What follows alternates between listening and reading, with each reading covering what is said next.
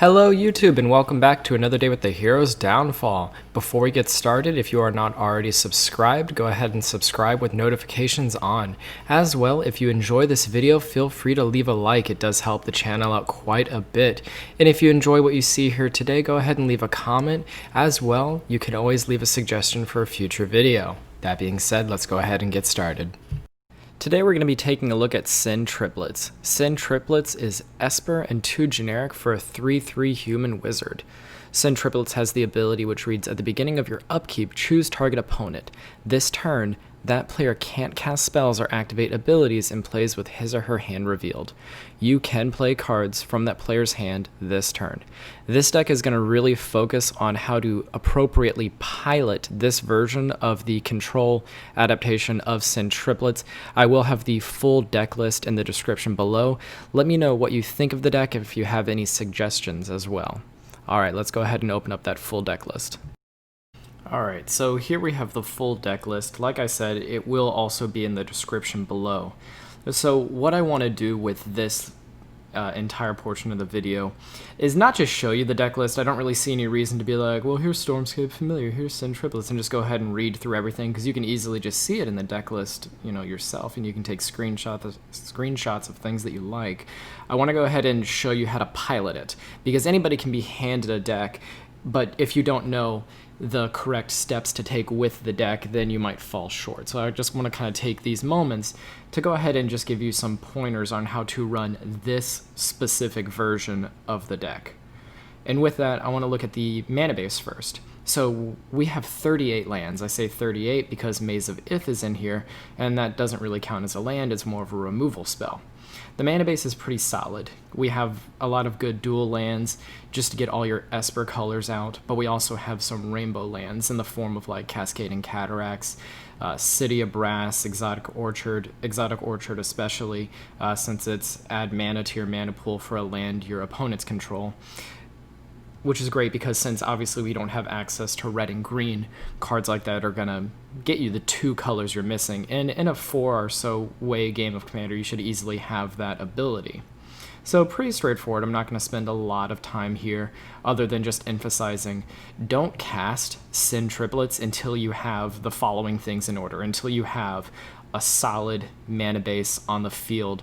Not just the colors to actually cast her, obviously, but also those specific rainbow lands to benefit from her, because you want to be able to untap with her and use her ability as quickly as possible. You don't want to have the turn rotate around, and then you look at your Gruul opponent, and you're missing green, so all you've done is irritated them,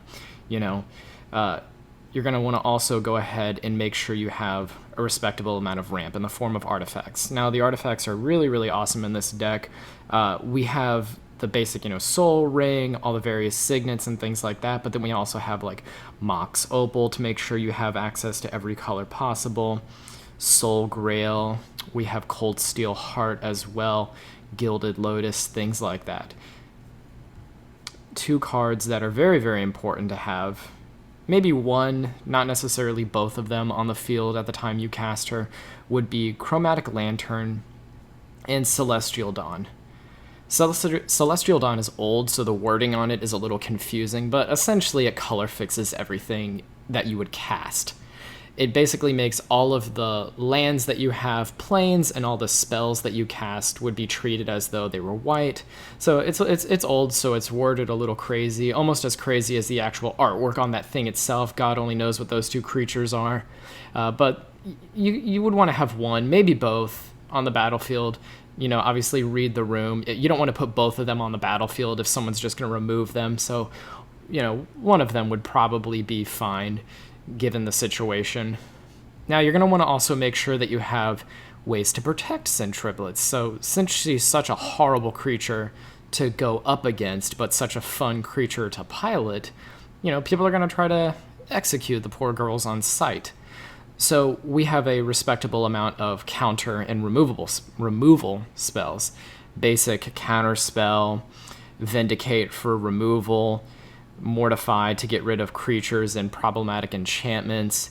One that I really, really like is Render Silent. It's a pretty easy card to understand, but it's very, very effective. Anytime I have the option to put this card in a deck, I almost always do. It's mana intensive in the sense that it doesn't have any colorless to it. It's going to be 2 blue and 1 white at instant speed, counter target spell. Easy enough, but it has the added benefit of its controller can't cast spells this turn. It's basically saying no to this and no to anything else you might have to say. So if someone were to try to remove her, Sen Triplets, or in any other way, like, tie you up on what you're trying to do, you can counter the spell that they're using to target her, and then tell them to keep their opinions to themselves for the rest of that turn, either on your turn or their turn or whatever the case may be. We do have 2 tutors in the deck in the form of Enlightened Tutor and Vampiric Tutor. So obviously, if you need a counter spell, if you need a removal spell, something like that, you can go ahead and pull it with one of these cards, maybe not necessarily Idyllic Tutor, but Vampiric Tutor. The 2 cards that I will almost always tutor for when I'm running this deck is going to be, like I had mentioned, Celestial Dawn or Chromatic Lantern, just so that I can confidently cast Sen Triplets and know that I'm going to actually be able to untap with her and go ahead and pull off what I want to do to my opponents. There's an okay amount of card draw, in the form of, like, where was it? I was just on it. Thoughtcast. Since we have so many artifacts, you can go ahead and cast this theoretically for less. That way you can cheaply get 2 cards. We also have Read the Bones and a few other decent card draw spells. Also, bear in mind, if you're looking at this deck list and you're thinking, for example, maybe there's some card draw spells that are missing or something like that, remember, we're going to be also playing from our opponent's hand. So if our opponent is running, a blue deck or something like that, hypothetically, you'd be able to take advantage of the card draw spells that they have in hand. And with that, it brings me to the creatures. Same thing, you might be looking here and saying, 12 creatures, that's not a whole lot. Well, again, we're going to be playing from our opponent's hand, and you might be able to take advantage of some big old nasty scary Eldrazi that they have or something like that. Most of the creatures that we run in this deck are going to be utilities, in the form of, like, Stormscape Familiar. It's going to be reducing a decent amount of the spells that we have in the deck. Walking Atlas to go ahead and throw down a land per turn. I don't get to use this as often as I like, just because it's so small and so weak, but it's colorless. It only costs 2, so if you have Soul Ring in your hand or something like that, you might be able to get to take advantage of it early. But even if you only see 1 or 2 lands off of the Walking Atlas, it is worth it to run it, in my opinion. Aven Mind Sensor is going to go ahead and shut off, well, not shut off, but highly cripple any tutor effects that your opponents might be trying to pull off. And a lot of the other creatures that we have are going to be shapeshifters in the form of, like, Clever Imposter, Phyrexian Metamorph, Sakashima the Imposter. I'm not going to edit that. That was funny. Sakashima the Imposter, Spark Double, Vizier of Many Faces, and so on. It's worth mentioning that the Imposter, I'm not going to try to say the name again, the Imposter can go ahead and come down as your own Sen Triplets so that you can get multiple upkeep effects from her and target 2 different opponents, just because she does get around the legendary rule and because her ability is so great, and that you can just repay her casting cost to go ahead and bring her down. If you, say, play Sen Triplets, use Sakashima to copy her, but then somebody plays something that you're unable to actually steal from them, you can go ahead and later on have Sakashima come down and copy that creature. A card that's not particularly amazing, and I often cast this card and have people look and say, well, why do you have this in the deck, is going to be Archon of Justice. I played this back when it was in Standard, and I had a lot of fun with it, and I put it in the deck mostly as filler at the time, but I ended up getting a lot of value out of it, so I just decided to leave it in the deck. It does cost 5, so it is a little expensive, and it's only a 4/4 flyer, doesn't have vigilance or anything like that, no lifelink, but when it dies, you can exile target permanent. So a lot of times when people see that you're playing Sen Triplets, they will try to get all of the good permanents and things like that they have in their deck, in their hand. They will try to get them on the board as quickly as possible. That way they don't have to, see you steal them from them. So let's say somebody plays I don't know, some cool spell that you don't get to steal from them, propaganda or some such. I'm only saying that because I can see it on my deck list. You can play Archon, and one of two things is going to happen. Either you're going to get to beat them down, attack their planeswalkers or what have you with a 4/4 flyer, which is nice, 4 damage time after time does add up, but eventually they're going to have to remove it, they're going to have to block it and kill it, something like that. And if and when that happens, you can go ahead and just nuke a permanent that they have on the battlefield. So that can be incredibly beneficial and enjoyable. Another card that I love is this adorable little... She should be called Mother of Otters, assuming those are otters. They also might be seals. Who knows? But look at those little faces right there. Those are pretty awesome.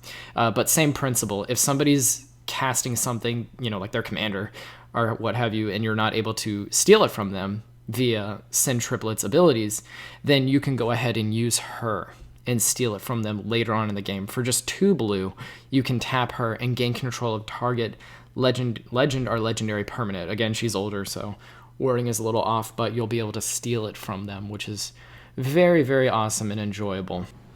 All right, so we're gonna start to wrap this up. Before we go, something that I just want to go ahead and say real quick.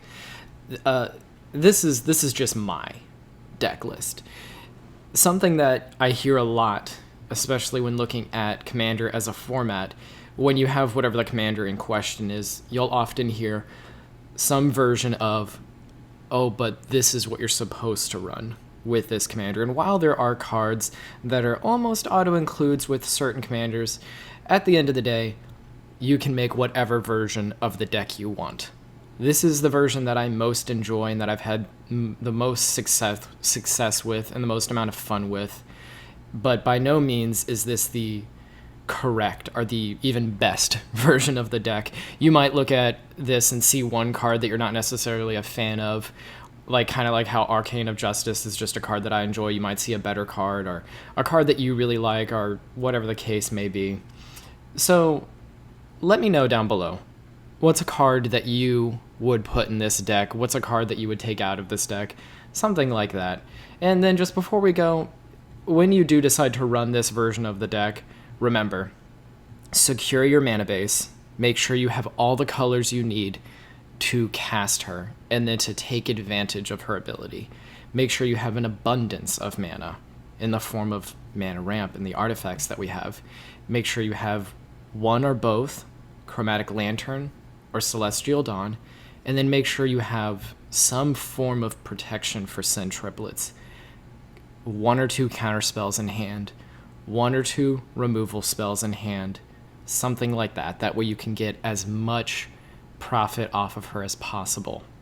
Have a card in your hand like either Nexus of Fate, Merciless Eviction, something like that, so that you can get as much benefit from her as possible. This can really be a late game deck. Maybe not getting to cast her until turn 5 or 6, something like that. But that when you do cast her, think about it in terms of this is the only time I will cast her. Not that that's necessarily true, but treat it like that. That I'm going to only cast her once, and when I do cast her, I am going to win from this point going forward. I'm going to control the board. I'm going to remove any spells that get in my way, any creatures that get in my way, and I am going to dominate the game. Control Mage is very much just that. It's controlling the board to your benefit. Thank you so much for taking the time to watch this. I hope you all have a great rest of your day.